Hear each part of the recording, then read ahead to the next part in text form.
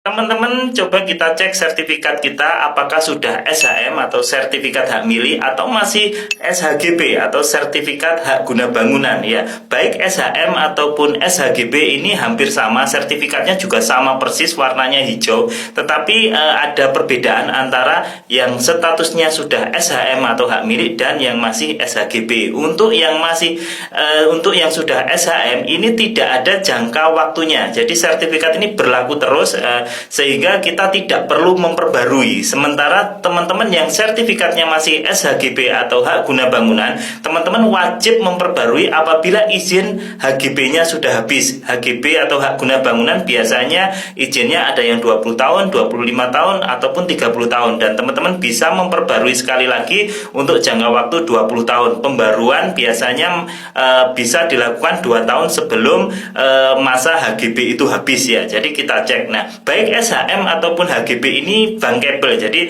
sertifikat baik itu sudah SHM ataupun masih HGB itu bisa dianggunkan ke perbankan dan nilainya tentu nggak jauh beda, mungkin sama ya. Jadi HGB atau SHM kalau dianggunkan ke bank nilainya akan sama. Nah, kita coba cek. Nah, kebanyakan perumahan itu sertifikatnya masih HGB. Jadi perumahan-perumahan itu yang dijual biasanya sertifikatnya masih HGB. Jadi teman-teman harap dicek itu selesai atau HGB-nya itu sampai kapan gitu. Karena kalau masa HGB-nya habis, jadi kalau masa HGB-nya habis dan teman-teman tidak perbarui, maka secara sistem harusnya tanah itu akan menjadi tanah negara, akan seperti itu. Maka teman-teman harus segera memperpanjang HGB-nya atau memindahkan dari HGB ini ke SHM. Meskipun tidak semua HGB itu bisa dipindah ke SHM. Misalnya yang di pinggir-pinggir jalan protokol itu biasanya dia tidak bisa dari HGB ke SHM, jadi statusnya tetap HGB ya. Tapi di perumahan-perumahan itu biasanya bisa. Nah, untuk merubahnya teman-teman tinggal datang ke Badan Pertanahan, kemudian melengkapi syarat-syarat di sana. Tapi kalau nggak pengen ruwet, tinggal datang ke notaris, maka semua sudah diuruskan oleh notaris. Makanya yuk kita cek